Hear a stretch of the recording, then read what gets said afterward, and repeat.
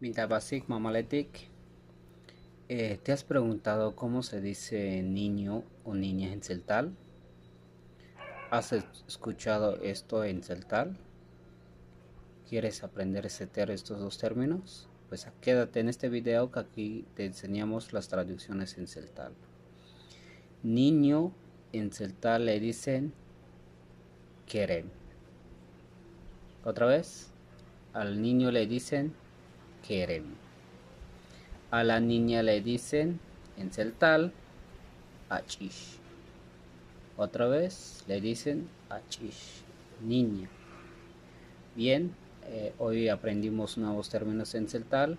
Ahora comparte esta publicación y recomienda nuestro canal.